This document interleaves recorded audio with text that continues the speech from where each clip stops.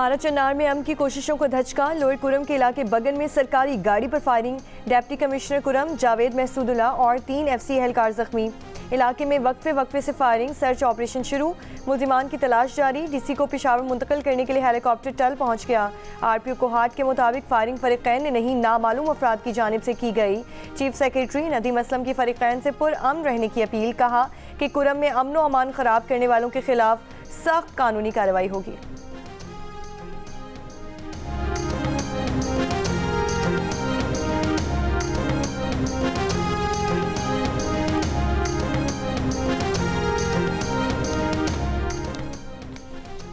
Firing sir पसंदों की जानिब से की गई। बगन में फायरिंग के वाक़े के बाद कुरम के लिए जाने वाला पहला काफिला फिलहाल रोक दिया गया। मुशीर इत्तलात खैबर पख्तूनख्वा बैरिस्टर सैफ की तस्दीक। इमदादी काफिले में शामिल छपरी चेक पोस्ट रवाना होने वाली गाड़ियाँ वापस आना शुरू हो गईं। 3 माह बाद टल पारा चन्नार मरकजी शाहरा खोलने और पुलिस और FC की सिक्योरिटी हसार में 75 से ज़ायद गाड़ियों पर मुश्तमिल पहला काफिला कुरम रवाना होना था।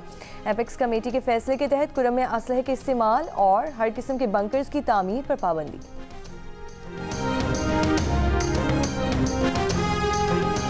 अमरीकी जज ने नौमुंतखब सदर डोनाल्ड ट्रंप को सजा सुनाने के लिए 10 जनवरी की तारीख मुकर्रर कर दी। जज ने कारोबारी मालूमात में जालसाजी से मुतालिक मुकदमे में ट्रंप पर फर्द जुर्म बरकरार रखी। ताहम नौमुंतखब सदर को जेल की सजा मुमकिना तौर पर नहीं सुनाई जाएगी। डोनाल्ड ट्रंप मुजरिम करार दिए जाने के बावजूद सदर की हैसियत से खदमात अंजाम देने वाले अमरीका के पहले सदर होंगे। रिपब्लिकन रहनुमा की जानिब से अदालती फैसले के खिलाफ अपील का इम्कान है।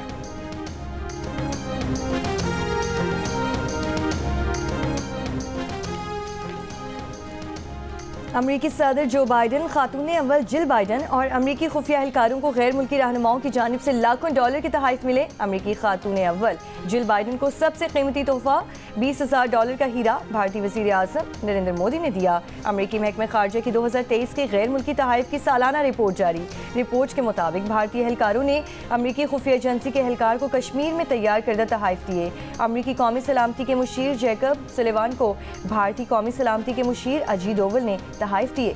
वज़ीर आज़म शहबाज शरीफ की तरफ से जो बाइडन को 2022 में $525 मालियत का कालीन का तोहफा दिया गया। 2023 में पाकिस्तानी सफ़ीर मसूद खान ने अमरीकी हुकूमती सीनियर डायरेक्टर एलियन नोबाकर को $600 मालियत का कालीन बतौर तोहफा पेश किया। अमरीकी कानून के मुताबिक $480 से ज़्यादा मालियत के तोहफे को रिपोर्ट करना ज़रूरी होता है।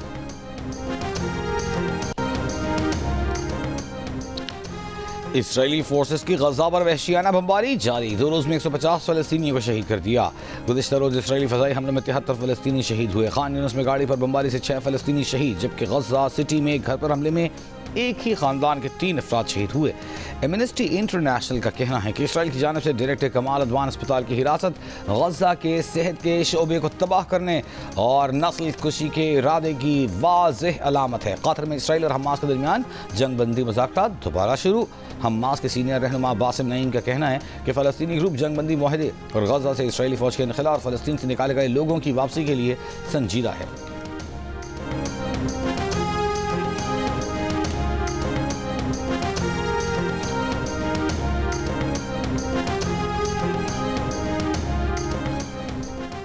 अक़वाम मुत्तहिदा सलामती काउंसिल का गजा की सूरत हाल पर इजलास। पाकिस्तान का फौरी और गैर मशरू जंग बंदी का मुतालबा।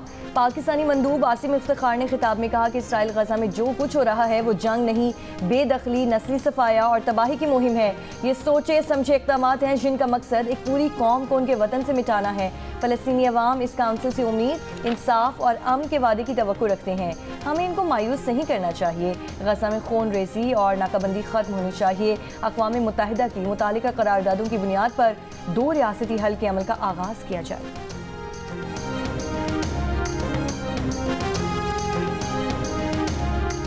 बरतानिया के बाज़ इलाकों में दर्जे हरारत -10 डिग्री सेंटीग्रेड तक गिरने की पेशगोई। वीकेंड पर 1 फुट से ज़्यादा बर्फ गिरने का इम्कान। इंग्लैंड और वेल्स में शहरियों को इतवार तक मौसम ख़राब रहने से खबरदार किया गया है।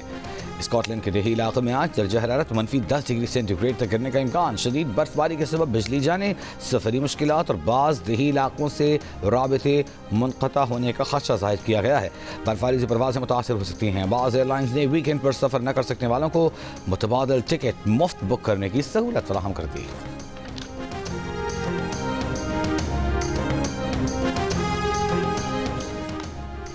कराची में कायद-ए-आज़म ट्रॉफी के फाइनल के तीसरे रोज सियालकोट के खिलाफ पेशावर की दूसरी इनिंग्स जारी। सियालकोट की टीम पहली इनिंग्स में 245 रन बनाकर आउट हुई थी। मोहसिन रियाज 57 और मोहम्मद हुरैरा ने 55 रन बनाए। नियाज खान ने 5 और मोहम्मद आमिर खान ने 3 विकेटें हासिल की। कायद-ए-आज़म ट्रॉफी का फाइनल जियो सुपर से बराह रास्त नशर किया जा रहा है।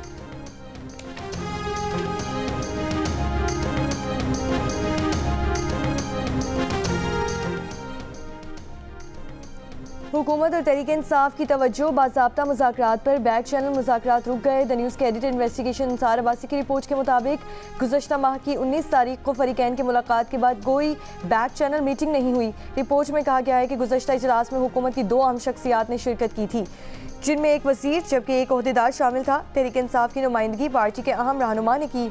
ज़राए के मुताबिक ये बैक चैनल राब्ते SCO सरबराही इजलास और तहरीक इंसाफ के 24 नवंबर के इस्लामाबाद एहतजाज के मौके पर जारी थे।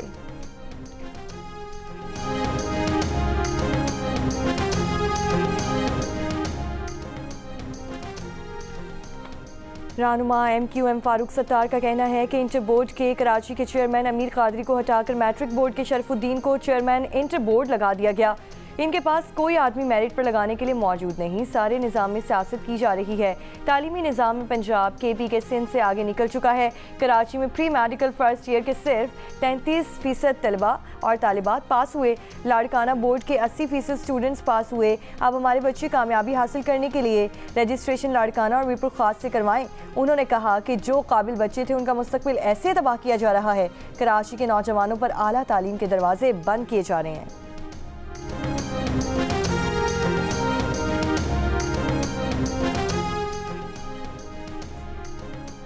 चेयरमैन इंटर बोर्ड कराची अमीर हुसैन कादरी को ओहदे से हटा दिया गया। इंटर बोर्ड के चेयरमैन का charge chairman matric board Sharaf Ali Shah के हवाले कर दिया गया। नोटिफिकेशन जारी। महकमा बोर्ड सिंध के मुताबिक अमीर हुसैन कादरी से बगैर इजाज़त बैरून मुल्क जाने पर वजाहत भी तलब कर ली गई है। प्रोफेसर अमीर हुसैन कादरी ने एक बयान में कहा कि मुकम्मल जिम्मेदारी से कहते हैं कि नताइज मेरिट के मुताबिक हैं। शिकायत मौसूल होने के बाद नताइज का दोबारा जायजा लिया गया। तलबा के इत्मीनान के लिए जवाबी कॉपियाँ भी दिखाने को तैयार।